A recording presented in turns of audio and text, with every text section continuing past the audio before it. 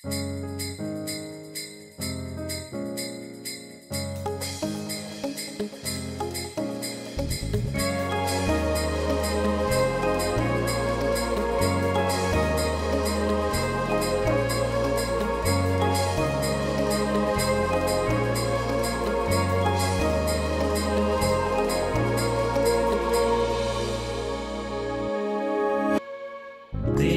பெரியவர், உம்மை உயர்த்திடுவோம்.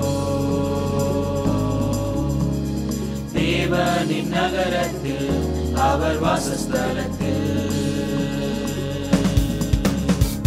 தேவன் பெரியவர், உம்மை உயர்த்திடுவோம். தேவனின் நகரத்தில், அவர் வாசஸ்தலத்தில். சிங்காசனத்தின் முன்பு நான் வருவேன். என் மகிழ்ச்சியின் தேவன் நீரே, என் உதடுகள் உம்மை துதிக்கும், உம்மை உயர்த்தி. தேவன் பெரியவர், உம்மை உயர்த்திடுவோம். தேவனின் நகரத்தில், அவர் வாசஸ்தலத்தில்.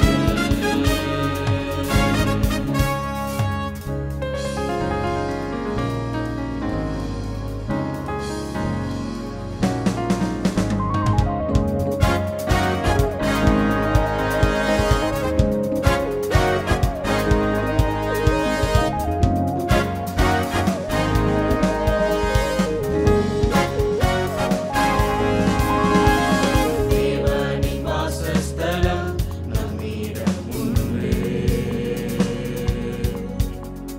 அவரின் பிள்ளைகள் நம் கண்ணீர் துடைக்கப்படும். துன்பம் துக்கம் மரணம் ஓடி போகும்.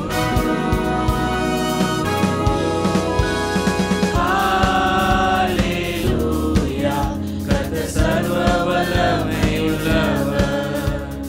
ஹalleluya, சேனைகளின் கர்த்தர் வல்லவர். ஹalleluya, கர்த்தர் சர்வ வல்லமையுள்ளவர்.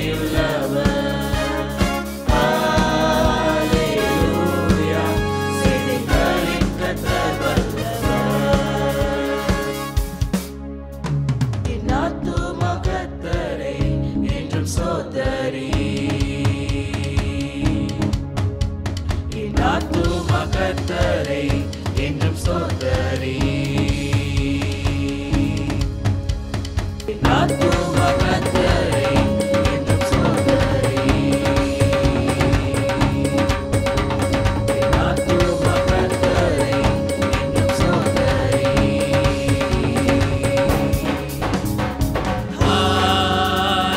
ஹalleluya, கர்த்தர் சர்வ வல்லமையுள்ளவர். ஹalleluya, சேனைகளின்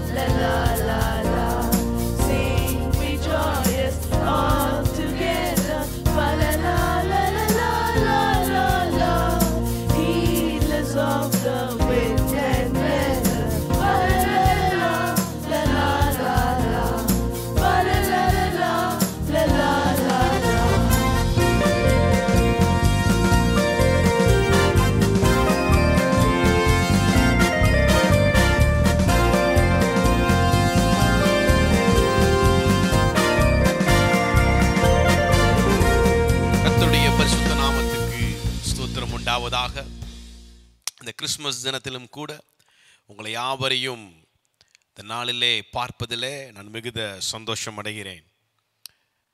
ஏசாயாவின் புஸ்தகம் 9வது அதிகாரம் 6வது வசனத்தை நாம் வாசித்து கேட்போம். ஏசாயா 9:6. நமக்கு ஒரு பாலகன் பிறந்தார், நமக்கு ஒரு குமாரன் கொடுக்கப்பட்டார், கர்த்தத்துவம் அவர் தோளின் மேல் இருக்கும், அவர் நாமம் அதிசயமானவர், ஆலோசனை கர்த்தர், வல்லமையுள்ள தேவன், நித்திய பிதா, சமாதான பிரபு எனப்படும். ஆமென், ஹல்லேலூயா.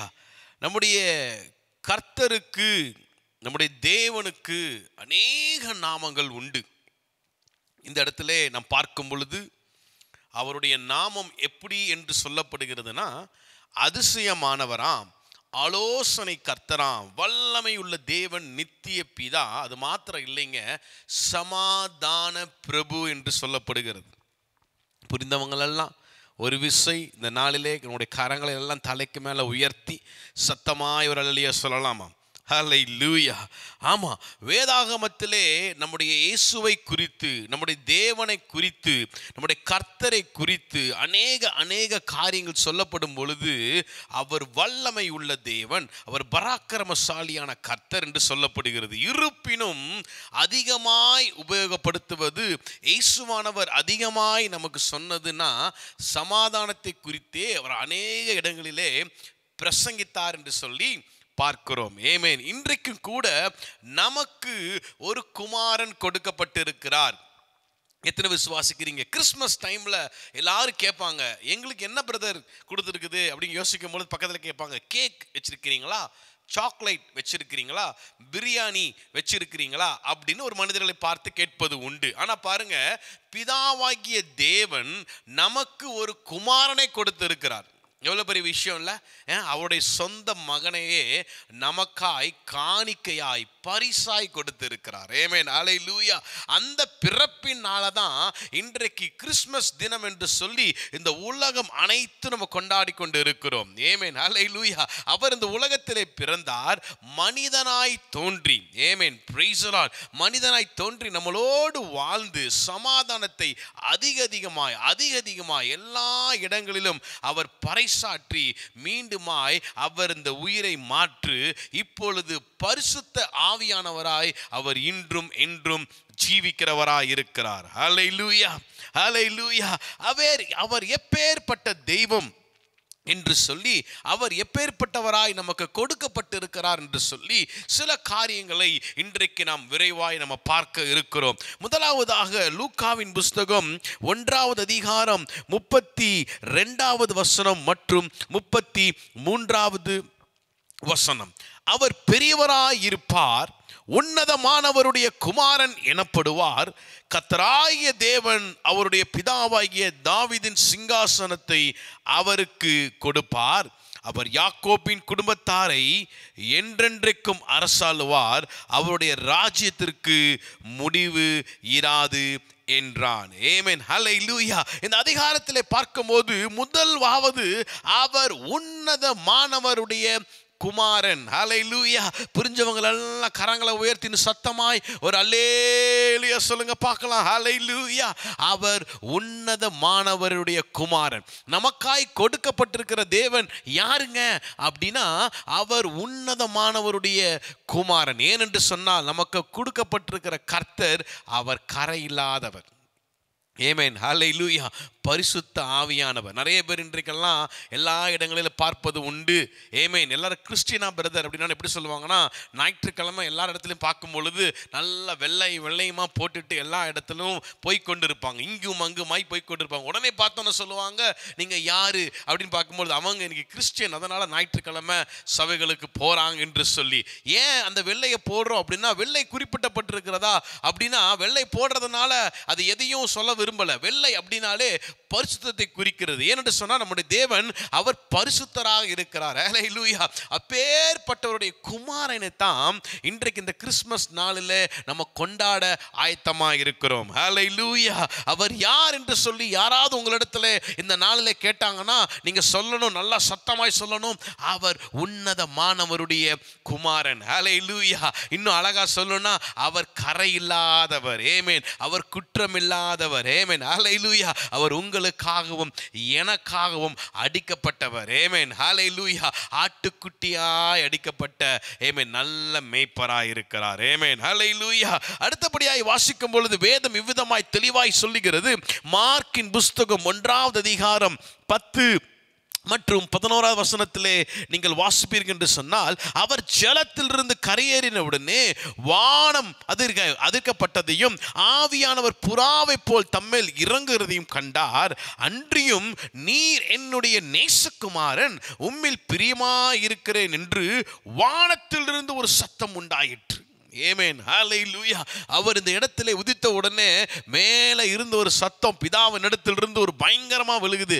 யாருப்பா அவருன்னு கேட்டா அவருடைய நேசகுமார். நிறைய இடங்கள்ல நான் நிறைய இடத்துல பார்த்தது உண்டு. தங்களுடைய குழந்தை அவங்க படிக்காட்டியும் பரவாயில்ல, அந்த குழந்தை குறும்பு பண்ணிட்டு இருந்தாலும் பரவாயில்ல, ஏதோ ஒன்று, ஆனால் அந்த குழந்தைய பற்றி நம்ம என்ன பண்ணிட முடியாது, அதை எதையும் சொல்றதுக்கு அந்த வீட்டில் விட்டுறவே மாட்டாங்க, எதை விட மாட்டாங்க. தப்புன்னு இருந்தால் கூட அம்மாட்ட போய் கேளுங்க, உங்கள் பையன் அங்கே பார்த்தனே, உங்கள் பிள்ளை எங்கே பார்த்தனே, என்ன இப்படி அப்படின்னா, அப்பா அப்படிலாம் என் பையன் பண்ணியிருக்க மாட்டான்ப்பா, என் பையன் நல்ல பையன், அவன் சூப்பரான பிள்ளை, என் பிள்ளை தப்பு பண்ணுறதுக்கு வாய்ப்பே இல்லைன்னு சொல்லிட்டு நம்முடைய தகப்பன்மார் தாய்மார் சொல்லுவாங்க. அப்போ இந்த உலகத்தில் பிறந்த நம்மையே நம்முடைய தாய் தகப்பன் நல்லவங்க அப்படின்னு சொல்லுவது உண்டு, பாசம் காட்டுவது உண்டு. அப்படின்னா என்ன அர்த்தம்? நம்ம ரொம்ப அட்டாச்மெண்ட்டாக இருக்கிறோம் நம்முடைய அப்பா அம்மாவோட அர்த்தம். இங்கே பார்த்துக்கிட்டிங்கன்னா நம்முடைய குமாரன் ஆமென் யார் அப்படின்னா பிதாவனுடைய நேசகுமாரனை இன்றைக்கு இந்த கிறிஸ்மஸ் நாளில் நமக்காய் பிறக்க செய்திருக்கிறார். ஆமென். ஹல்லேலூயா. யாராவது யோசிக்க முடியுமா? அந்த நேசகுமாரன் தான் இன்றைக்கு உங்களுக்காகவும் எனக்காகவும் அவர் பலியா இருக்கிறார். ஆமென். அவருடைய பிறப்பை பார்த்து கொண்டாடுவது ஒரு பக்கத்தில் இருந்தாலும் அவர் எதற்காய் பிறந்தார், அவர் எதற்காய் மரித்தார் என்றும் தெரிஞ்சு கொள்ளணுமா. ஏன் அப்படின்னா யோசித்து பாருங்களேன், எந்த மனிதனுக்கு சொல்லுவாங்க பிறக்கிற நாட்கள் சொல்லும் போது நீங்க இறக்கிற நாட்கள் தெரிஞ்சிச்சுன்னா உங்களுடைய வாழ போற நாட்கள் நரகமாயிடும் பிரதர் அப்படின்னு சொல்லி நிறைய டயலாக் சொல்றதெல்லாம் உண்டு. ஆமா, ஆனா பாருங்க, கர்த்தர் அவர் என்றைக்கு இறக்க போறார் என்று சொல்லி எல்லாமே தெரிந்து அவ்வளோ சந்தோஷமாய் எல்லா இடத்திலும் சமாதானத்தை அள்ளி கொடுத்த ஒரே ஒரு தகப்பன் யாருன்னா நம்முடைய ஆண்டவராகிய இயேசு கிறிஸ்து ஒருவர் மாத்திரமே. ஆமென். ஹல்லேலூயா. எதுக்கு பிரதர் வந்தாரு? அதெல்லாம் இருக்கட்டும், பிறந்தாரு, வந்தாரு, சந்தோஷமா என்ஜாய் பண்றோம், இன்னைக்கு கேக் எல்லாம் கொடுக்குறோம், ஹாப்பியா இருக்கிறோம், கொண்டாடுறோம். பாருங்க, இன்றைக்கு நீங்களும் அவரை குறித்து பிரசங்கிச்சு கொண்டு இருக்கிறீங்க, நாங்களும் கேட்டு இருக்கிறோம். எதற்கு அப்படின்னு கேட்டீங்க அப்படின்னா உங்களுக்கு வசனத்தை மாத்த நான் காண்பித்து கொடுத்து நான் முடிக்க விரும்புகிறேன். 1 யோவானின் புஸ்தகம் 3வது அதிகாரம் 8வது வசனம் இவ்விதமாய் சொல்லுகிறது. பாவம் செய்கிறவன் பிசாசினால் உண்டாயிருக்கிறான், ஏனெனில் பிசாசானவன் ஆதி முதல் பாவம் செய்கிறான், பிசாசினுடைய கிரியைகளை அழிக்கும்படியே தேவனுடைய குமாரன் வெளிப்பட்டார் என்று சொல்லி. ஆமென். ஹல்லேலூயா. நமக்கு விரோதமாய் செயல்பட்டு கொண்டு இருக்கிற ஆமென் இந்த 12 மாதமும் உங்களுடைய குடும்பத்திற்கு, உங்கள் வியாபாரத்திற்கு, ஆமென் உங்கள் பிள்ளைகளுக்கு விரோதமாய் காணப்படுகிற, படிப்புக்கு விரோதமாய் காணப்படுகிற எல்லா விதமான கிரியைகள் மத்தியில் இருந்து, பிசாசின் மத்தியில் இருந்து அழிக்கிற ஒரு குமாரன் நமக்காய் கொடுக்கப்பட்டிருக்கிறார். அவர் யாருன்னா வல்லமை உள்ள தேவன். ஆமென். ஹல்லேலூயா. ஹல்லேலூயா. நல்லா ஒன்று புரிஞ்சுக்கணும், அவர் நம்மளை விடுதலை பண்ணாதான் நம்ம விடுதலை ஆக முடியும். அவர் இந்த பிரச்சனையிலிருந்து மீட்டெடுத்தாதான் நம்ம இந்த ப்ராப்ளத்தை விட்டு வெளியே வர முடியும். ஒருவேளை இந்த கிறிஸ்மஸ் நாளில் இன்னைக்கு எப்படியாவது ரொம்ப நாள் சபைக்கு வராமல் இருப்பீங்க, ஆனால் இன்னைக்கு சர்ச்சுக்கு போயிருப்பீங்க. எதற்கு போயிருப்பீங்க அப்படின்னா கேக் வெட்டுறக்கா இல்ல, இன்றைக்கு அந்த நாள் பிறந்த நாள் அன்னைக்கு போய் ஏதாவது எங்க அப்பா இடத்துல போய் கேட்டோன்னா எங்க அப்பா எனக்கு ஏதாவது செஞ்சு கொடுப்பாரு நம்பிக்கையில வந்திருப்பீங்க.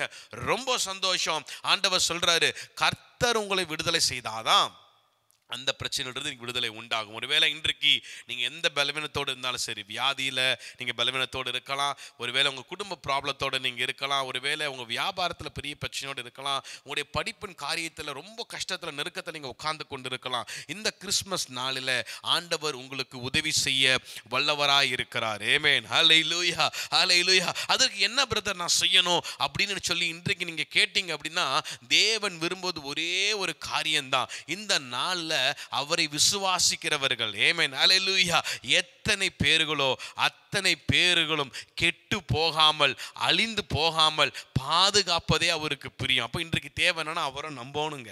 ஆமென். பக்கத்தில் பார்த்து சொல்லுங்க, ஐயா அவரை நம்பணும். ஆமென். பக்கத்தில் பார்த்து உங்க பிள்ளைகளை பார்த்து சொல்லுங்க, தம்பி தங்கச்சி மகளே அவரை நீங்க நம்பணுங்க.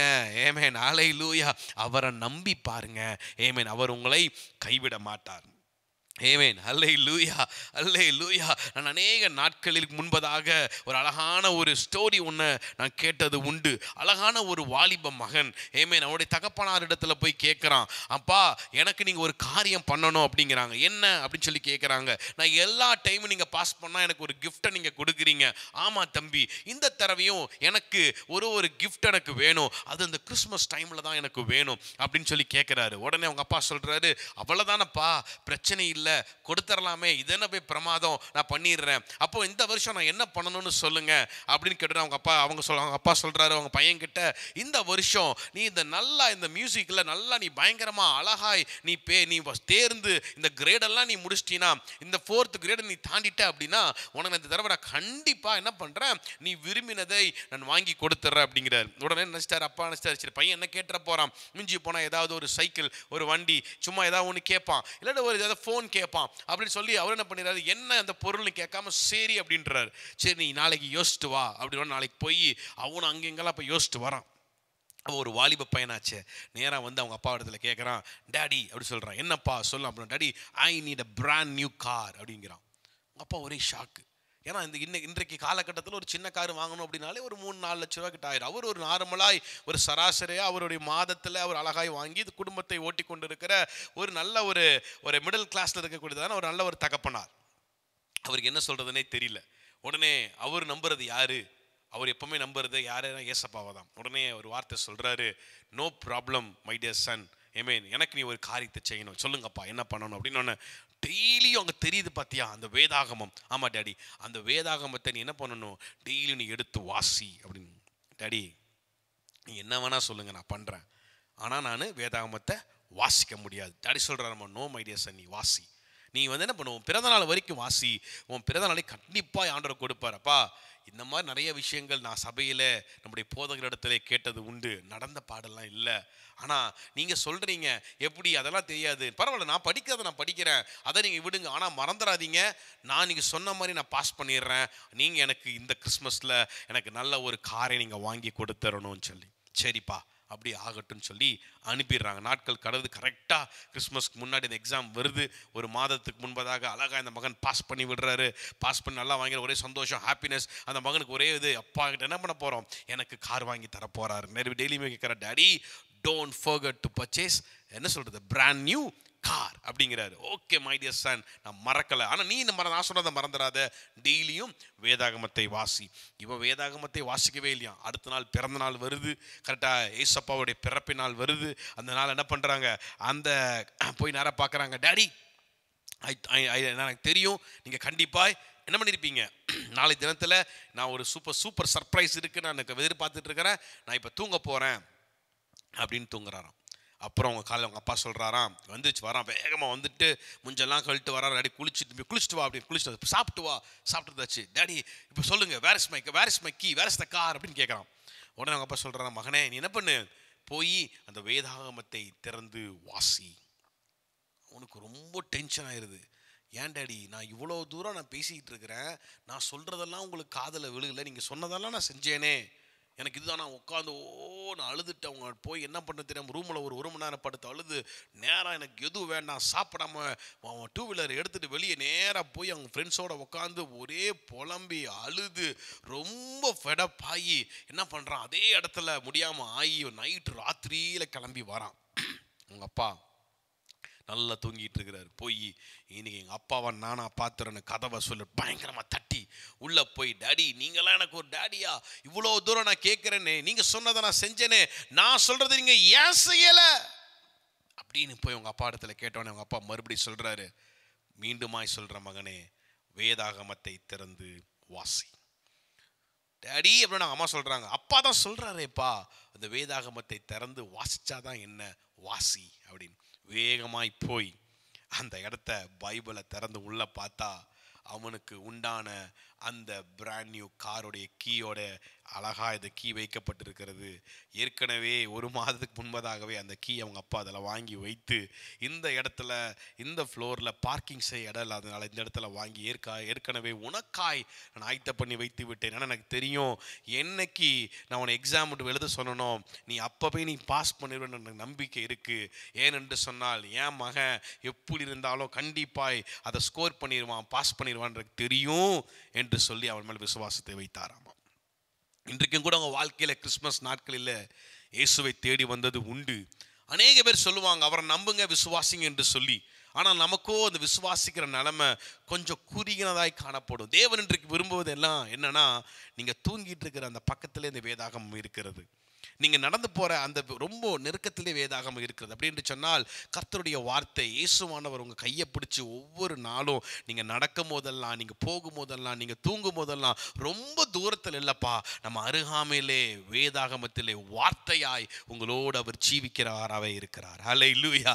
இன்றைக்கு உங்களுக்கு பிரச்சனை இருக்கா, ஒரு விடுதலை உண்டாகணுமா, சந்தோஷம் வேணுமா, அநேக உங்கள் குடும்பத்தில் ப்ராப்ளமாக இருக்கா, சண்டைகளாய் காணப்படுகிறதா, மன நிம்மதி இல்லையா, சோர்வா, ஒரு உயர்வு இல்லையா, இந்த கிறிஸ்மஸ் நாளிலே ஆண்டவர் உங்களுக்கு சமாதானத்தை தர வல்லவராய் இருக்கிறார். ஆமென். ஹல்லேலூயா. யாரும் நம்மளை ரட்சித்துக் கொள்ள முடியாது. ரட்சிக்க ஒருவர் உண்டு என்று சொன்னால் அது நம்மை படைத்த ஆண்டவராகிய இயேசு கிறிஸ்து ஒருவர் மாத்திரமே என்பதை மறந்து விடாதபடி இந்த நாட்களிலே அவரை நம்பி அவரை சேவிப்போம், அவரை உயர்த்துவோம், அவர் நாமத்தை பிரஸ்தாவப்படுத்துவோம். எங்கெல்லாம் நீங்க போய் நீங்க கேட்க எங்க கொடுக்கிறது சந்தோஷம்தான், நீங்க சாக்லேட்ஸ் கொடுக்கிறது சந்தோஷம்தான், நீங்க பிரியாணி கொடுப்பது சந்தோஷம்தான், அதையும் தாண்டி ஒரு காரியத்தை நீங்கள் செய்து முடித்து விட வேண்டும். என்ன என்று சொன்னால், அவர் சமாதானத்தை இந்த உலகத்தை தந்துட்டு போனாரு. எனவே சமாதானத்தையும் அதிசயத்தையும் அன்பையும் இந்த நாட்களில் நம்ம ஒவ்வொருவருக்கும் நம்ம சொல்லுவோம்.